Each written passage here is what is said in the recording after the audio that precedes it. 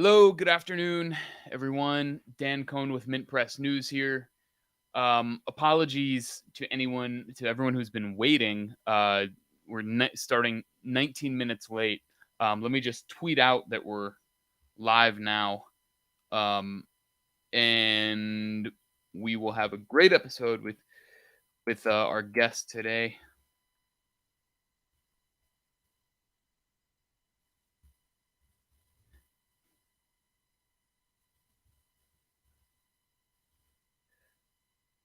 Okay, tweet it out.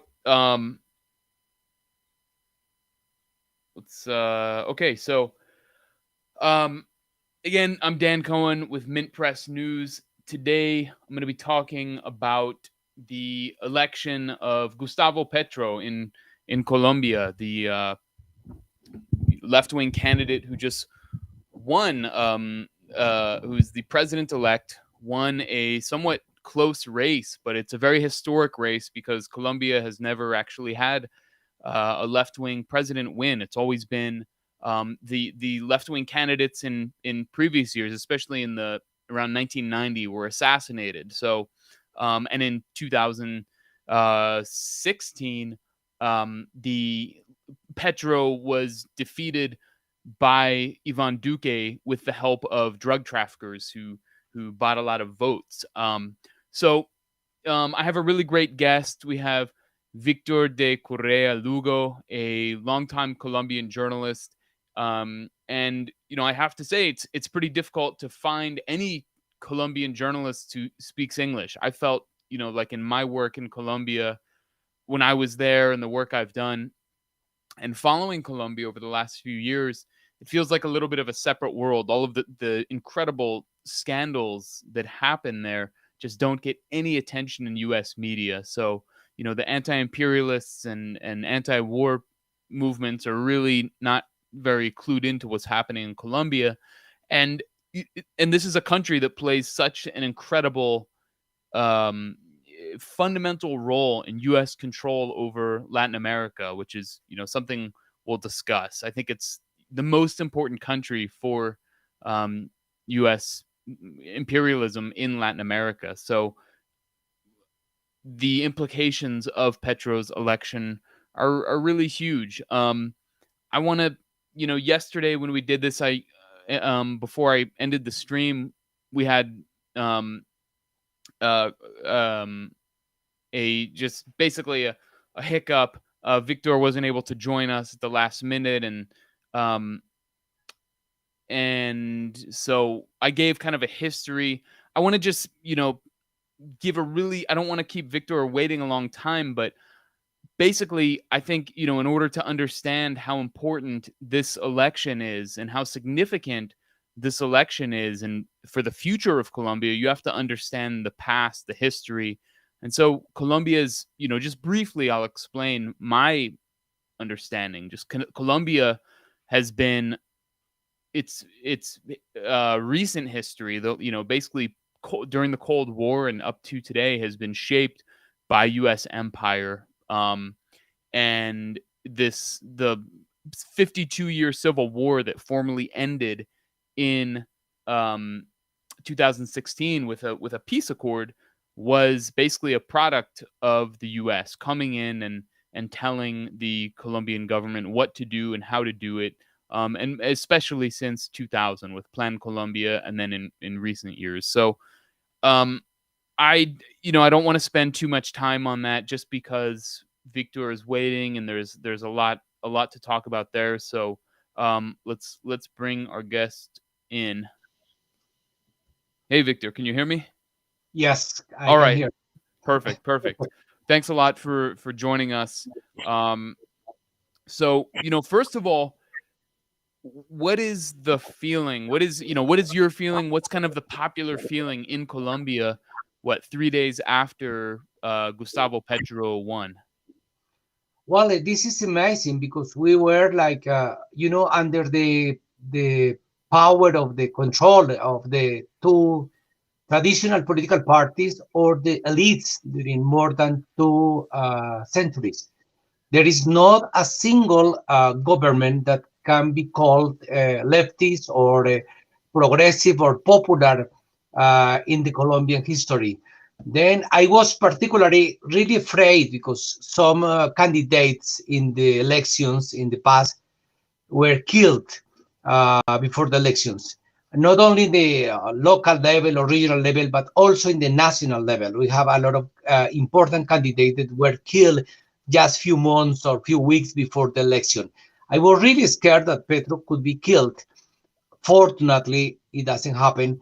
And we were really scared about the possibility of fraud. But finally, it was the despite all these afraid, finally the elites recognized the triumph of Gustavo Petro in the election. We were really in shock, and it was really, it's like a bunch of different feelings. First of all, because we were thinking about the victims. We were talking about missing people, more than 85,000. We talk about the disappearance. We talk about the people killing in the war, in the internal armed conflict, more than 250,000 people. We talk about the millions of displaced persons and people who die. A lot of social leaders killed in this process to finally get the power, and we are still celebrating, let's say. Right. I mean, just to contextualize that a little bit, when you talk about presidential candidates being assassinated, the most famous, of course, is Luis Carlos Galan in 1990. I believe he was assassinated. In Right. 1989, but 89. he was part of the Liberal Party, means one of the traditional elites, even though he was killed. The next year was killed the leader of the one Communist Party, the Patriotic Union, the Unión Patriótica, in March 1990, and 1 month later were killed Carlos Pizarro, the leader of a guerrilla group who make a peace process, and after the peace process, he was killed. Then, but we have another one before, and a lot of leaders that try to be candidate to the local governments or department governments. Then it's like a tradition, let's say, in the most brutal way, to eliminate the alternative candidates by violence. Then Right. for us, it's still a dream, like some people, we are not realize what happened last Sunday. Right. Right. So you have these very popular national political figures assassinated in the lead up to the 1990 election, and not only the leaders, the rank and file, like thousands of people from the Patriotic Union Party were basically just murdered in mass by paramilitaries and by essentially the state. I did an investigation last year. I'll put on screen here about the extermination. What was actually a court ruled was a political genocide Indeed. of the Patriotic Union, and this was actually something that this was something that was crafted at the highest levels by the president at the time, with basically advised by an Israeli Mossad, former Mossad agent, and that they basically just decided we're going to exterminate the left because we can't defeat them at the polls. So yeah, I mean, just to kind of reinforce what you're saying, Victor, the significance of Petro winning when there are all these fears of a gunman assassinating him.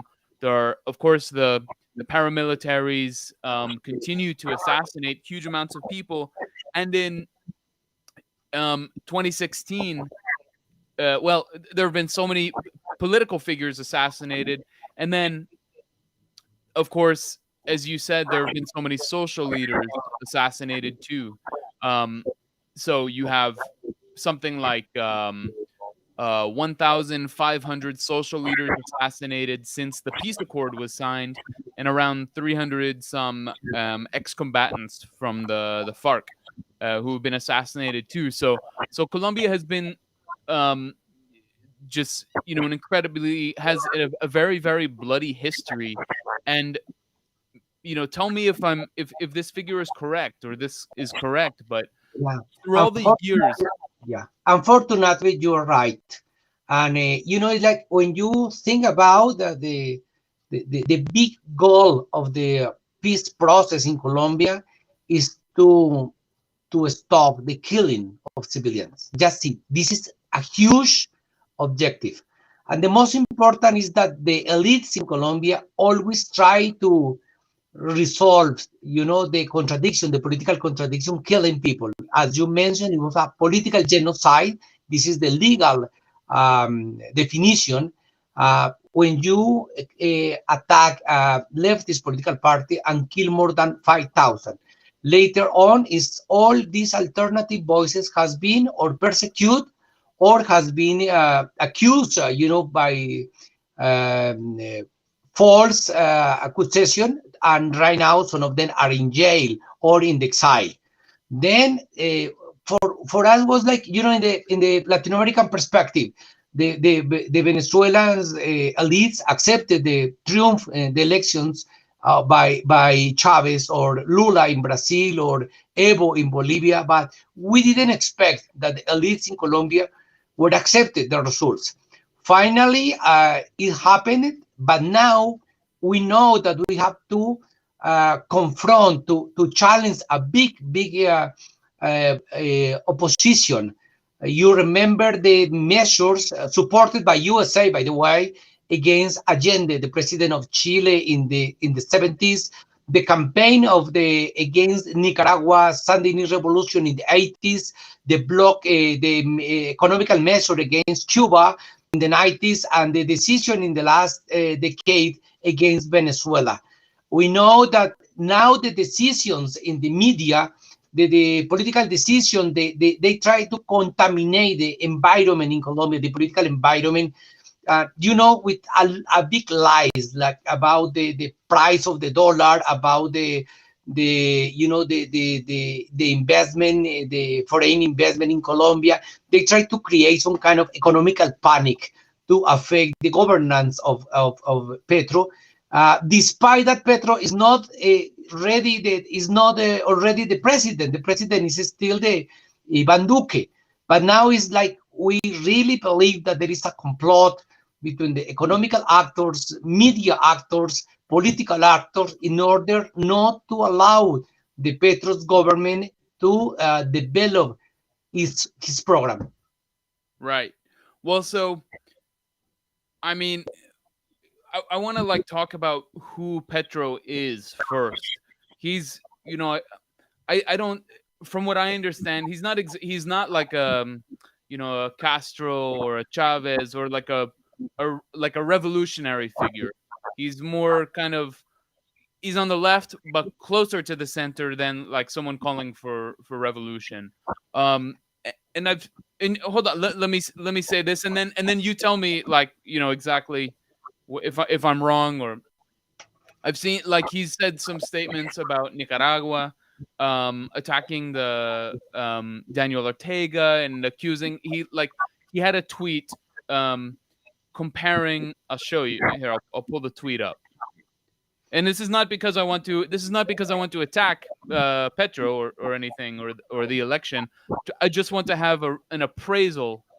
So I'll translate so everyone can see. But he compared Ortega to Áñez from Bolivia, the coup leader, who massacred a lot of protesters and these kinds of things.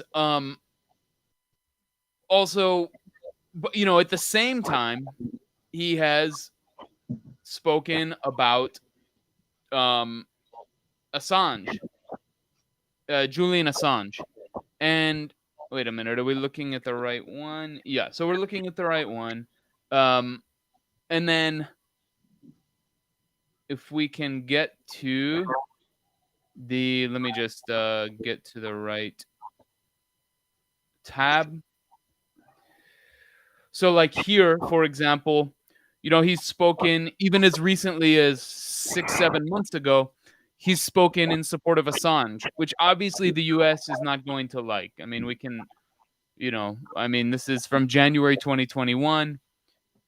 Speaking in support of Assange. And you can look at his tweets going back to 2010. He's spoken very forcefully for Assange. So it's not exactly clear to me where he stands. Also, he's had some kind of run-ins, some words with Nicolas Maduro, the Venezuelan president. So overall, what is your assessment of Gustavo Petro's political consciousness and his program and what he wants to do? Okay. First of all, let me precise that Gustavo Petro was a militant of the guerrilla group called M19. But this guerrilla was not a Marxist guerrilla group. Let's say there was a social democratic guerrilla group. If you are familiar with the history of the Latin American rebels, it's more close to Montoneros or Tupamaros in Latin America rather than the Marxist-Leninist guerrilla organizations. Means these militants of Gustavo Petro was close to the flags of the Social Democrat proposal rather than the Marxist proposal. Later on, he took part in a peace process and he gave up the weapons 32 years ago. Then try to say like Petro is a guerrilla member is really, it's like not the best exactly statement, right? Because he resigned to use the weapon 32 years ago. He was taking part in the Senate and he confronted the paramilitary groups and the corruption and, some kind of issues that any kind of democratic person will support. The state, the rule of law, the welfare state, it's something really elementary. Now, the proposal of Gustavo Petro right now is not a Marxist or Leninist proposal.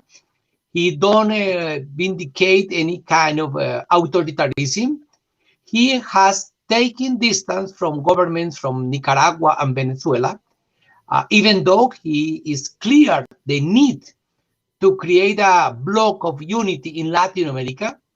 In his speech after the recognition of his triumph in the election, he clearly called for a Latin American unit, and he called the Colombian people to feel like Latin America, not only Colombia, but part of the region. This is important. Now, the political proposal of Gustavo Petro are based on rule of law and welfare state. Means he even used a statement in his speech saying like we want to develop the capitalism. Now, right. To put in context, Colombia is really a pre-modern feudal political culture. We are really trapped in the past. Then, to propose to develop the capitalism is so revolutionary. Maybe if you are in Sweden, you will feel like it doesn't make sense for Sweden. Okay, but for Colombia, it's a big step. Just to respect the Constitution of 1991, just to guarantee the stop of violation of human rights by the army and the armed forces in Colombia, just to increase the investment by the state in elementary issues like education, health, is really revolutionary. If you analyze the Gini index in the Colombian case, for instance, Colombia is one of the most unequal countries in the world. We are always between the 5 or 6 or 7 position in the world in inequality. If you see the level of violence, for instance, 90% of the killings of trade union leaders happened in Colombia in the last centuries, in the last decades. When you analyze the level of disappearance, we have more people missing for political reasons that if you put together all the missing people from Chile, Argentina, Brazil, or Uruguay together. This is amazing. And we have, as you mentioned before, a political genocide.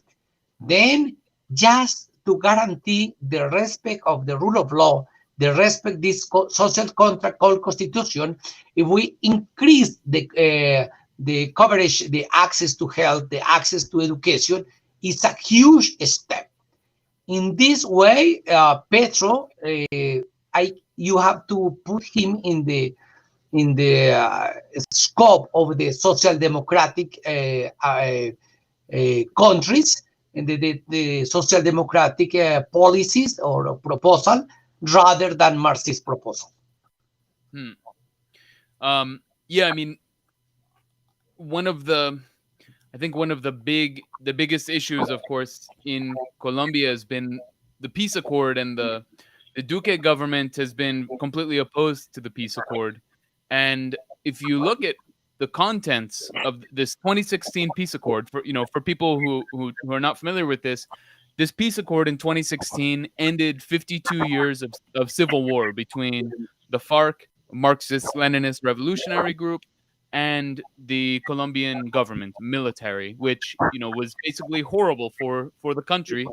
And one of the parts of the accord, one of the main ones, was to extend the state services into the rural areas, which are just huge swaths of the country that get no services, and basically farmers around the country are forced to rely on coca cultivation, which of course feeds drug cartels that make all of the money, while the coca farmers basically live as slaves. And so I think this is the kind of development you're talking about, transforming these areas from just coca farms into kind of integrating these areas into the state's control. Is that correct?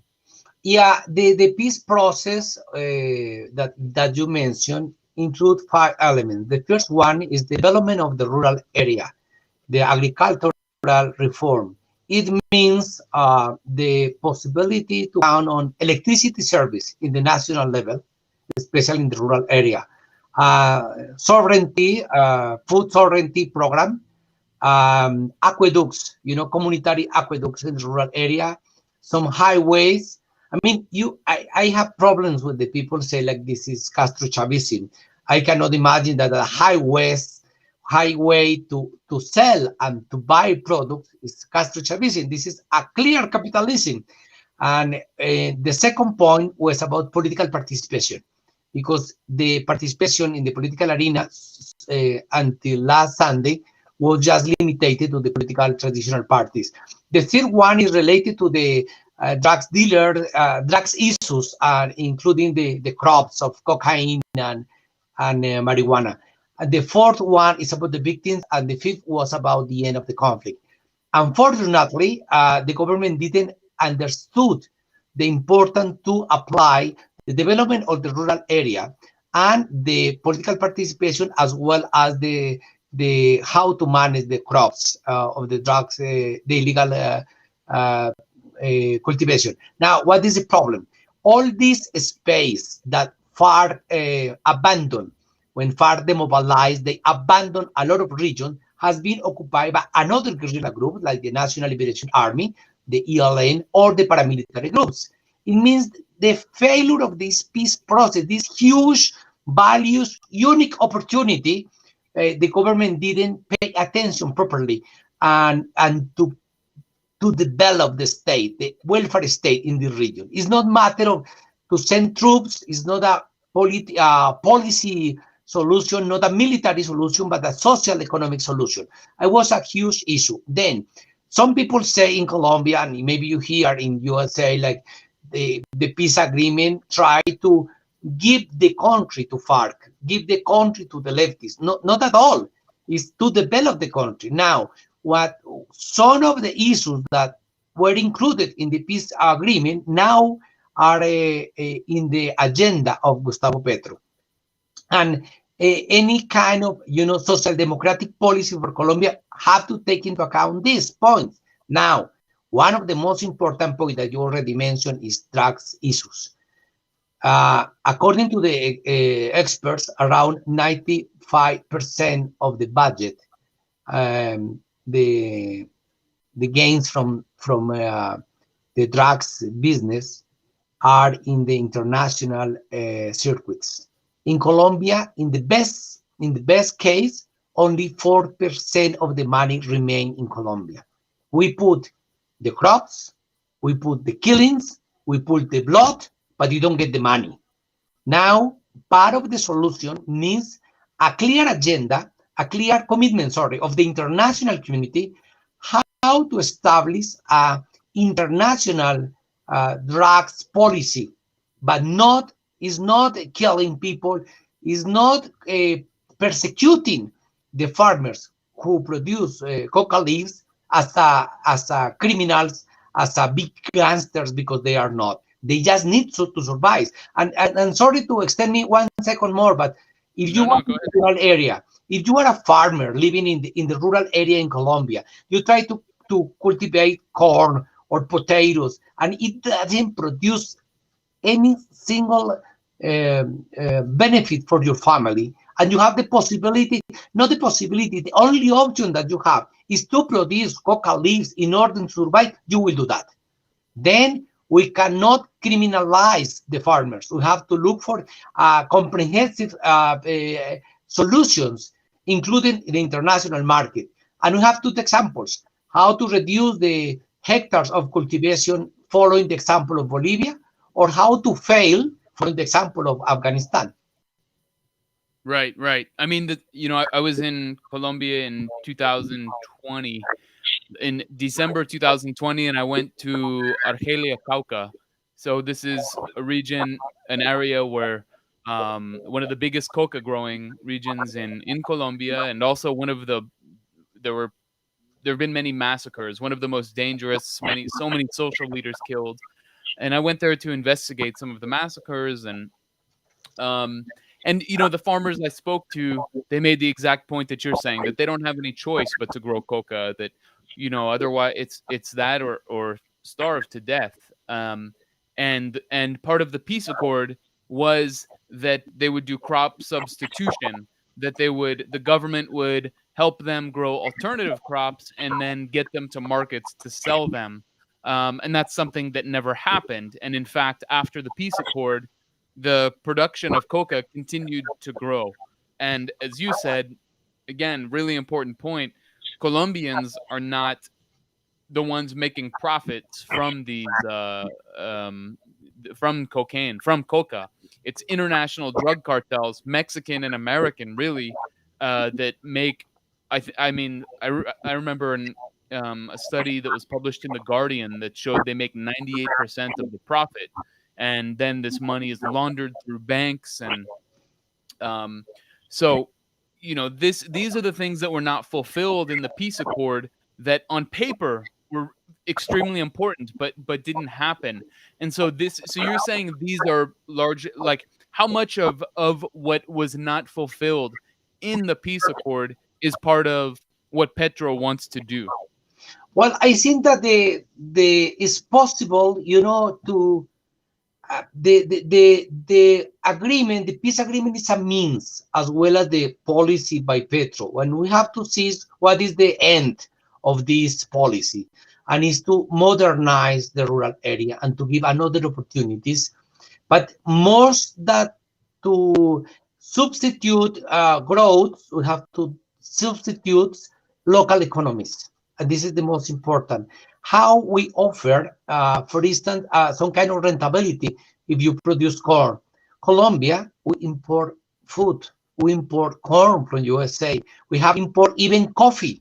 We import grains. It's a shame. That's the word, shame. We have you has been here, and you know how the level of fertility of our land is amazing, but we are not producing our food. And the discussion about food sovereignty is not a leftist speech. It's a reality, and Colombia can produce a lot of food to feed ourselves. It's simple. Now, the problem is that we have now dissidents of FARC. We have the National Liberation Army. We have paramilitary groups, and we have the presence of different cartels, drugs cartels. How to manage, how to deal with a lot of armed groups in the Colombian field? Well, one of the possibilities is to reopen negotiations with the National Liberation Army, to apply, to implement the agreement with FARC, and to look for another possibilities with the rest of the groups. You mentioned something really important, is the implementation of the peace agreement. I don't know why in many countries we have the tradition to sign a lot of papers, but a signature in a paper is not a reality, it's just a paper. If we don't implement these promises, we really fail. This is a confusion between what is a negotiation process, what is to sign a paper, and what is to implement. But peace is not a matter of just to sign a paper. Peace is the implementation of these goals. Otherwise, we will repeat again and again and again this cycle of violence that we have been suffering at least the last 70 years. Right. I mean, obviously, the power structures that have supported Uribe for so long, and this whole political project of keeping Colombia as a narco state at war are not going away. So and they're very deeply embedded in the state. I mean, when I've been working on this documentary about Colombia, and the more I learn, the more I see how deep the control of drug cartels is. Not only drug cartels, but international capital that is like tied to drug cartels, that are inseparable, that can control institutions, control Supreme Court, control the Attorney General. So how is Petro going to be able to fight against this, or will they just make it impossible for him to achieve anything? So how do you see this process advancing against such powerful forces? Well, the most important is maybe the statement by Petro last Sunday about the national agreement. He proposed already the national agreement, and in this agreement has received a positive response by some sectors, even center political parties from the center, but also even some sectors that they are so pro or clearly neoliberal politicians. Anyway, they agree. I mean, I see that there is a national agreement already about corruption, but about how to go beyond, how to not to create a new constitution, no, but to make a political social contract, how to renew our agreement, national agreements. Petro invites the other political parties. Several of them has joined this invitation. Then this is the first step. The second one is how to create the team to manage the country, and he has to include different sectors in order to guarantee a governance process. The other thing is related to the armed forces. It's necessary to modernize, but also to democratize the armed forces, because we have a lot of military traditions based on the internal enemy. The mentality is the mentality of the Cold War. The tradition is the tradition of the internal armed conflict, and even our police officers are really trained in the military way. And it means also to offer another kind of relationship in the international arena. I mean, I am really worried about the role played by USA and the USA military advisor, as well as the Israeli advisor in the Colombian situation. But look, everything is connected. You know, the foreign policy, the internal policy, but the most important is for Petro, peace is the conclusion of the social justice.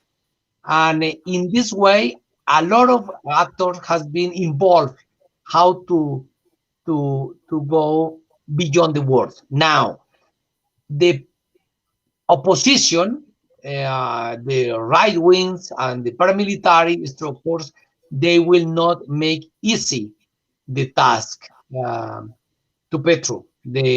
We expected some difficulties. We already asked you as a civil society, as a USA civil society, to help us in order to accompany the peace process, to accompany to save the democracy, to protect the government against some kind of military threats by the Colombian armed forces. I see that you, the people who listen to us at that moment, can play important role in order to defend this process. We are not going to Marxist, Soviet, Leninist Colombian country. We are just trying to let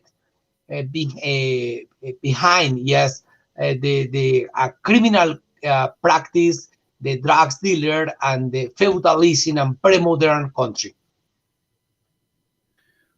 Yeah, I mean, I think, you know, the military question is kind of the biggest one. I mean, we saw the role that the military played during the uprising across the country in 2021, and you know, they acted not only the military but also police, which acted in kind of a military capacity, particularly the ESMAD riot police. But you know, I think of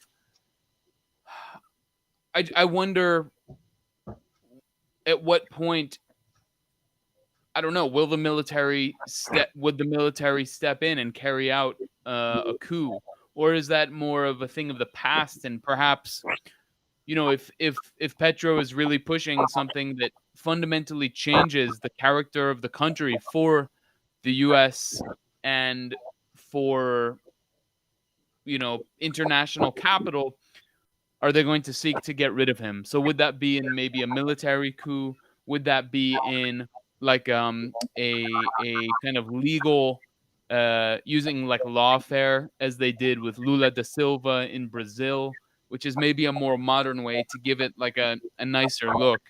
But you know, do you worry about something like that being, you know, used to remove Petro from power? Well, the Colombian army has no tradition for military coup like happening in other countries. Anyway, remember that in the case of Allende invited Pinochet to take part of the government, and finally, you know what happened. The same happened with Morsi 10 years ago in the experience of Egypt after the Arab Spring. And Dilma Rousseff happened something similar, or Evo Morales. Now, the question is, of course, we have to be aware that the coup d'etat is on the table as a possibility. But more than this is the action of the paramilitary groups. I don't know how familiar the people who listen to us are familiar with the situation of the paramilitary groups in Colombia, but they make a national strike with weapons, and they control like 1/3 of the Colombian country. This is important issue, and the capacity to develop an army strike in regions Colombia is a huge threat against democracy.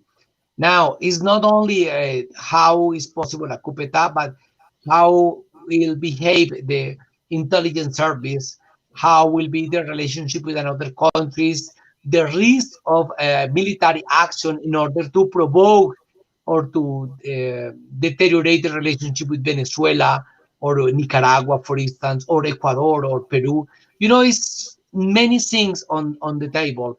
the relationship between some paramilitary groups and some body of the Colombian army, the need to democratize and make more civil or real civil the police forces. As you mentioned, last year we have a national strike, a really popular national strike, and the level of killings, for instance, was around 100 people were killed, most of them by the police in Colombia, and no one answered. There is not justice. There is not a rule of law in Colombia. Also, it's like a lot of threats, but one of them, of course, is how the armed forces assume the fact that the new president is a leftist guy and is not is not a person linked to the most important companies, to the market, the most important families in the Colombian political arena. Right.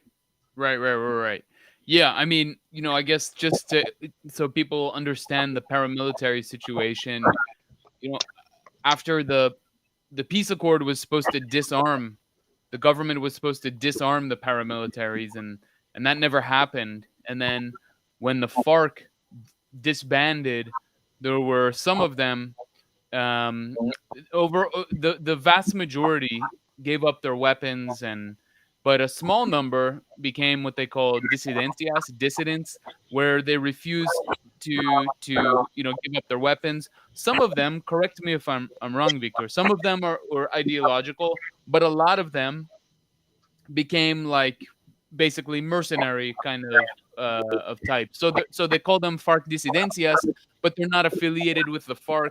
They don't have the ideology of the FARC. Then they just become like another, different groups of paramilitaries. So there are so many different paramilitaries, and basically they're always acting on behalf of big business interests like cattle ranchers and landowners. And if you're like a cattle rancher and you want some land to develop, you send in one of these paramilitaries and they kill a lot of people and the people leave, and then you can take over that land. So there are these huge amounts of paramilitaries that still exist, and that's what you're talking about. What about the I know that Petro has the ELN, the National Liberation Army, which is one of the smaller but maybe more important armed groups in Colombia that was not part of the peace accord in 2016. They have said that they are willing to negotiate a peace accord with the government under Petro, right? And then what about the Nueva Marquetalia, which is basically just to explain that, and correct me if I'm wrong. After the peace accord, there was a plot by the government, parts of Uribe's, who was the most powerful politician, to get some of the FARC peace negotiators in prison and send them to the U.S. and make them appear as if they were smuggling cocaine, selling cocaine to the U.S. And that actually failed. And so some of the top leaders said, okay, this is treason against the peace accord by the state, so we're going to create a new FARC. We're going to take up arms again and go back to armed struggle. So now you have the Nueva Marquetalia, which is an ideological armed group that is fighting against the state. And as I understand, it's been growing. So has the Nueva Marquetalia made any statement on the Petro presidency, their willingness to negotiate peace and reintegrate, lay down weapons and reintegrate? And the ELN, what is the possibility of peace with them? Well, yeah, you're right.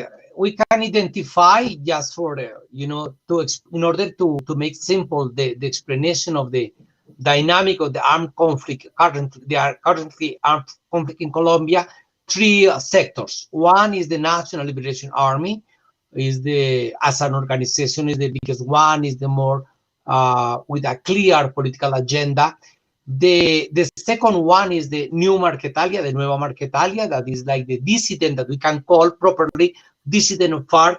And we have another called dissident. They are called themselves dissidents, but they are more gangs, and we have paramilitary groups. How to act to put it together in order to guarantee a comprehensive peace agreement? Well, first of all, is to recognize that this vacuum produced by the lack of implementation of the peace process allow the growth of new political armed groups in different regions of Colombia. Beside the discussion how political or criminal they are, the clear response is they could survive and grow because the lack of willing of the state to implement the political process. This is one thing. Second one, the National Liberation Army tried during years to establish a peace process with the government. They established an agenda to negotiate. They established the agenda in preliminary meetings in Venezuela. They opened a formal peace process in Ecuador, in Quito, during a couple of years. But the question is that the government of the former President Santos understood wrongly the ELN. For them, was like the ELN was like a small FARC. Then it's just to add some words, and ELN will jump to the peace process with FARC. But it's really silly decision because they didn't realize, they didn't want to recognize the nature of the National Liberation Army. During the Duque period, was not possible to reopen this process, and now on last Monday, the ELN make a statement saying that they are ready to negotiate with Petro government. There is a good expectation about that. What is the nature of this nature? The National Liberation Army is not defeated, and they don't feel themselves defeated. Then it's not enough the mobilization offer. They are asking for reforms in the national, social, and economic arena, what is totally compatible with the process, with the political offer made by Gustavo Petro during the election. The second one is the dissidents. Let's talk about the two kind of dissidents. The first one, Nueva Marquetalia, that we can call properly dissidents, they vindicate mostly the correct implementation of the agreements signed by FARC in 2016. Then there is a door open for reestablish a process and to implement properly the agreement made by the government in order to develop the rural area and all these topics that we already mentioned. But in this way, the guerrilla, the new guerrilla, the new Marquetalia, led by Ivan Marquez, would have another opportunity to reopen negotiations with the government. With the other small groups that called dissidents, we have to create some kind of more complex mechanism because they are not only a political, they don't have only a political agenda, but they have clear economic agenda. And we need to, but the most important is how to respond to the challenge of the drugs issues in Colombia and the drugs dealers, but also the drugs cultivation. Second, and the last one is related to the paramilitary groups. There is some exploration made during the Santos government that can be recovered in order to create. Now, to create possibilities. Now, I am talking about 4 different levels that can be called in different ways. You can talk about negotiation.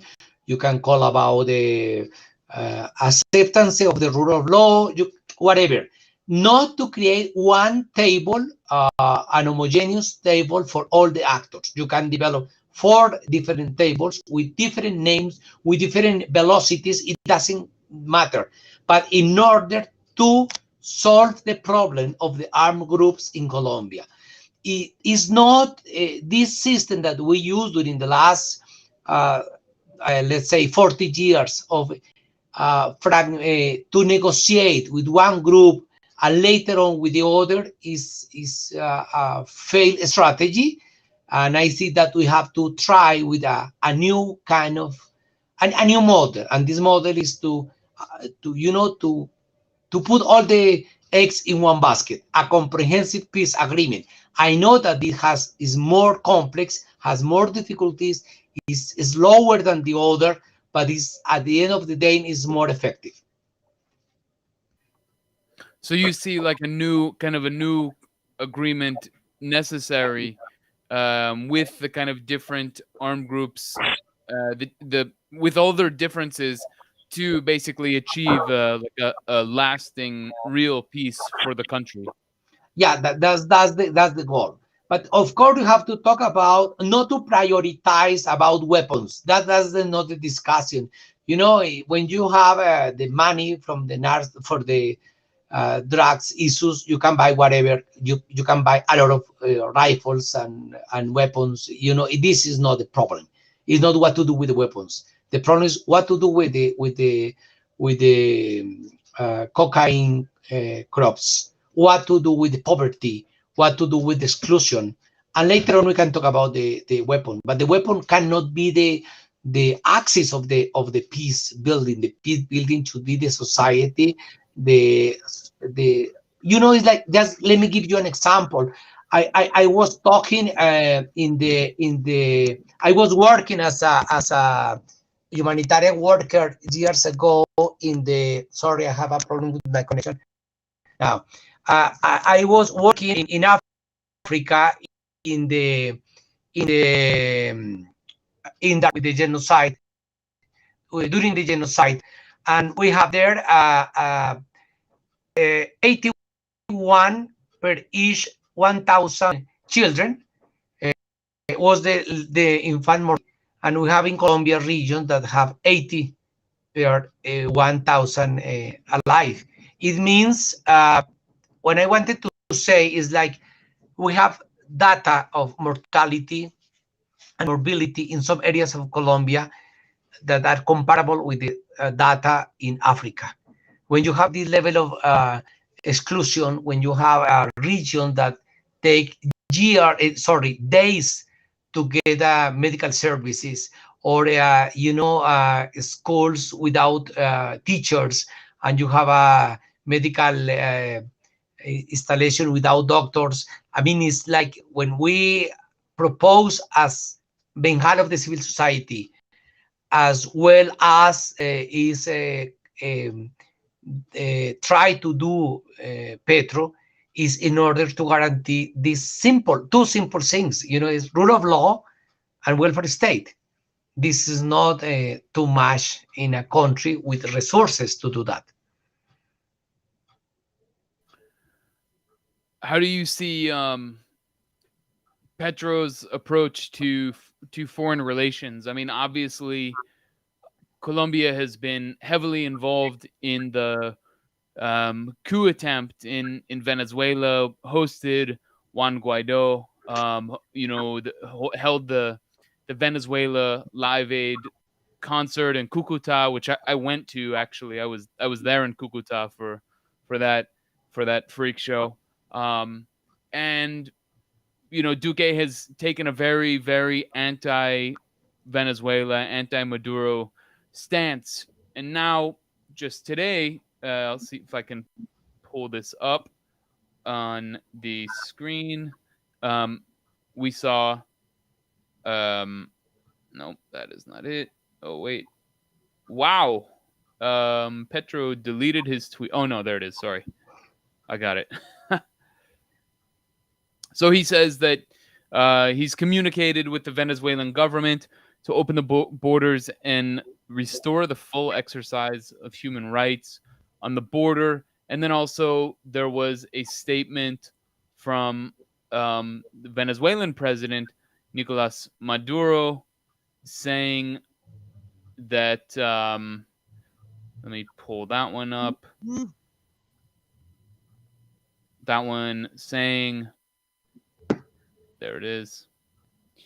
Like I spoke with the president-elect of Colombia, Gustavo Petro, and in the name of the Venezuelan people, I congratulated him on their victory. We dialogued over basically restoring ties. So restoring ties and having peace between the two countries. We don't need to translate exactly everything, but obviously this is a major change from the Duque years. So overall, how do you see Petro's approach to the region? Well, I think that the question is what is the foreign policy included by Petro in the statement last Sunday. He mentioned first of all the integration of the region. Second one, it means the to increase the relationship as a bloc of Latin American countries.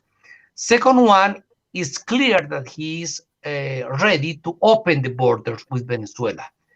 Just to let the people know, we have 2,200 kilometers of border between Colombia and Venezuela. We have a lot of activity, illegal, criminal, but also legal. We have a lot of binational families in the border. It's people who there is not uh, a country. In fact, it was a writer, Uslar Pietri, who defined the Colombian-Venezuelan border as a third country.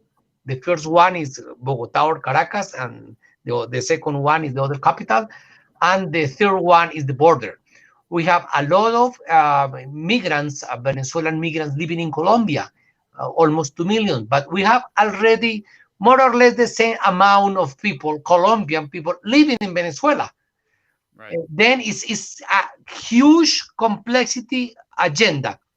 Now, the mayor of Cucuta, as the most important city in the border, say that he really liked the idea to open the border because the economy of these regions depend of the exchange between both countries. Now, it's a huge market that Colombia, a lot of possibilities for market once they open the border. Now, also Petro insists that when we talk about America, we have to talk without exclusions. Then this beside the political options, we have to be together.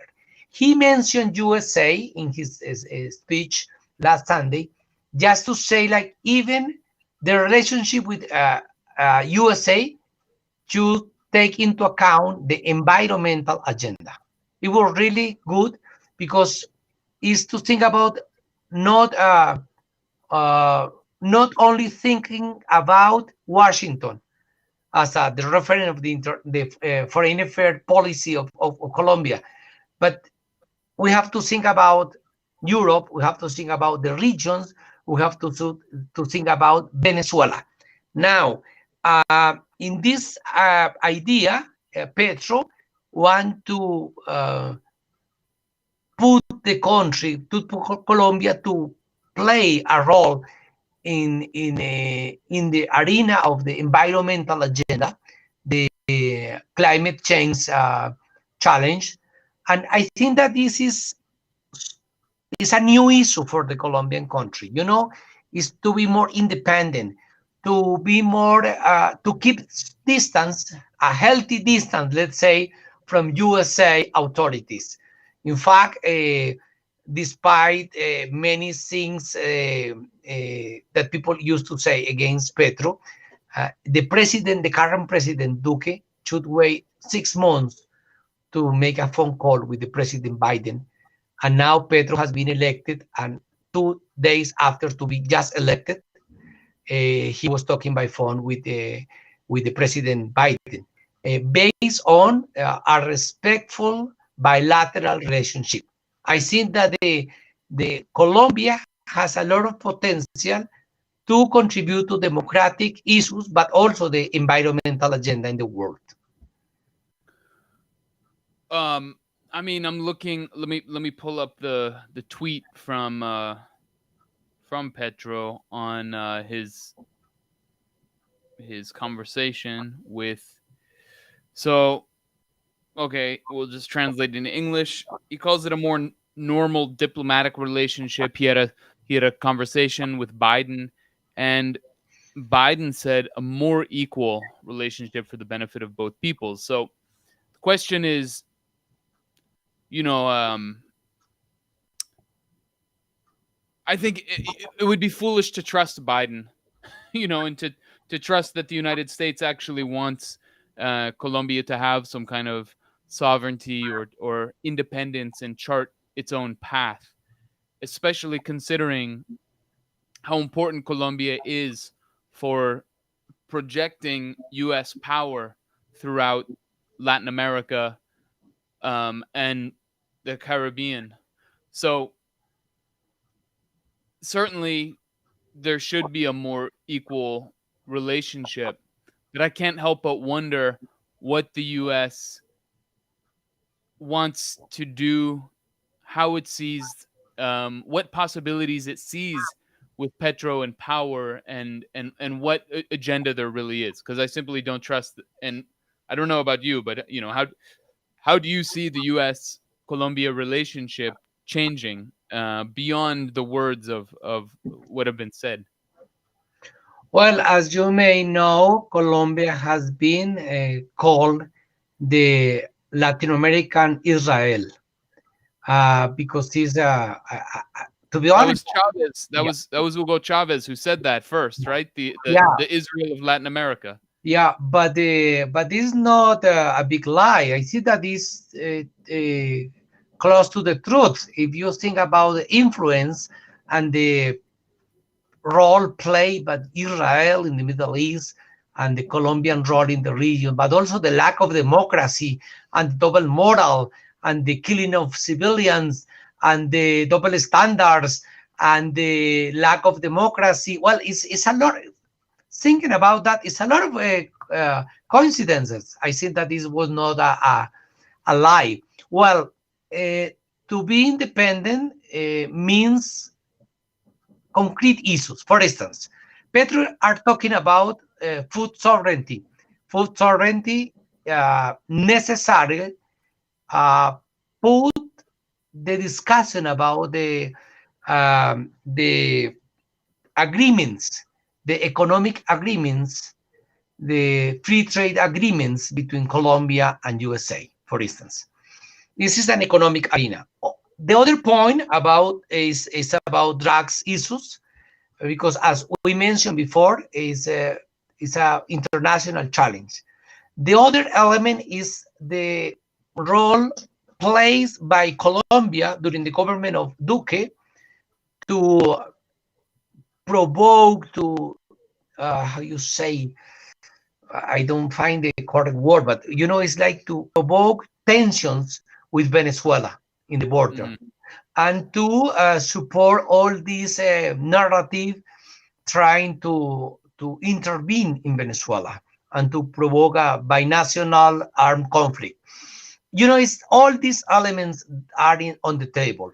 The most important is, of course, Colombia has commitments as a state with the United States. Colombia has to respect some agreement, but it doesn't matter. It doesn't mean that Colombia cannot review some of these agreements, especially about the free trade agreements, about the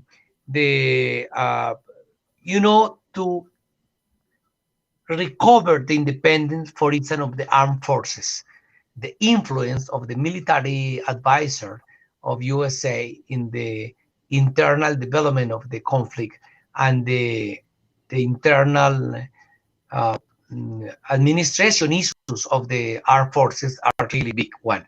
Then I see that this is a process. Now, we cannot expect miracles. Of course, Petro has to go step by step, has to evaluate day by day the pros and cons, has to evaluate the the eventual economical measure that can take USA against the Colombian government.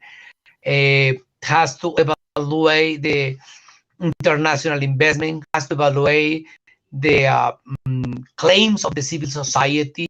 It's like play a game and has to go step by step. This is not a revolution. It's not a Che Guevara and Fidel Castro taking the power in one morning in the 1st of January 1959. It's not the military triumph of the Sandinist revolution in Nicaragua. This is a process, a political process. Now, if the government of Colombia made mistakes, a huge mistake during these 4 years, of course, the right wing will go back to the power in 4 years. And we have to understand that one thing anyway is to go slow, and the other is to be stuck in one place.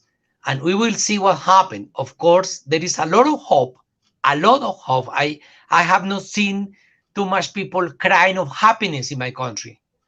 Right. But of course, a big challenge in front of us.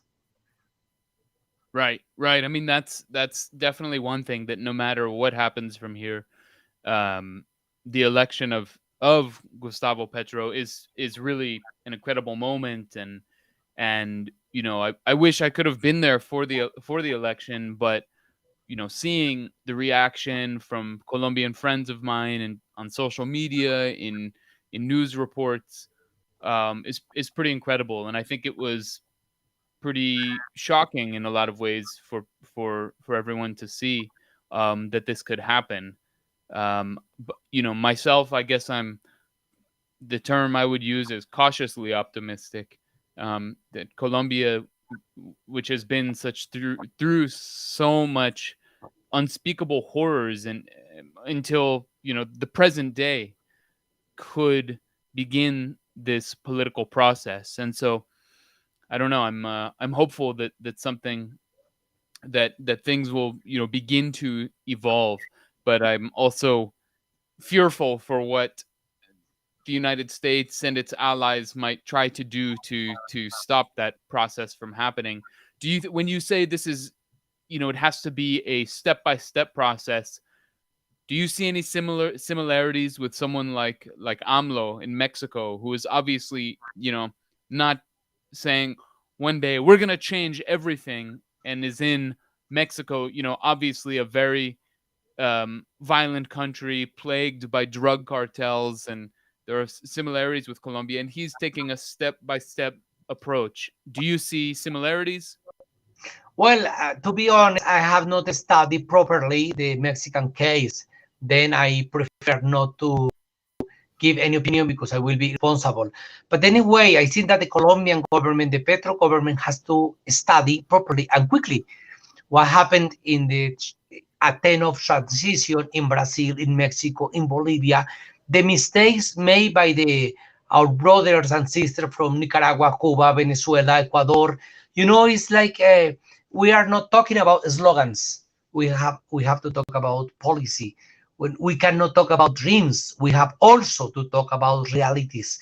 And the most important for the Colombian people and the Petros, the big challenge is not to disappoint. Not to disappoint. I'm not talking about the businessmen. I'm talking about this poor country, this poor, the part of the country who votes in favor of the peace process, in favor of the social justice, in favor of inclusion. You will love to be here and to see how many indigenous people who were walking, you know, by days, for days, to go by voting, and the farmers, you know, taking boats and small boats or the donkey, you know, people collecting money just to pay a bus for go to for the voting places. You know, was really amazing. This bunch of people collecting small efforts, you know, from one tweet to a fish in the street. Or it was big issue. Was a country really try to win as they did. Then is the problem for me is not to what will say the government of Biden or what is the opinion of the government of Zelensky in Ukraine. I don't care about. My priorities what is the opinion of what will the benefit, the concrete benefit for a farmer in a Cauca rural region, or for a female leader in the Black communities. This is the real goal. Right, exactly. Yeah, it's been a lot of struggle for so many people, especially in rural regions, but just throughout the country. And so whatever happens from here forward, there's no denying the achievement that's been made. Indeed. Okay, well, we've taken a lot of your time, and so we'll end it here. Victor de Currea Lugo, thank you very much for your time, for your expertise, and look forward to doing it again. Thank you so much, and please help us to understand our mistakes, help us to defend our success, and keep in touch with the Colombian people. We really need international solidarity in order not to fail, in order to success, not for ourselves, but for the Colombian people. All right, we'll leave it there. Thank you. Thank you so much.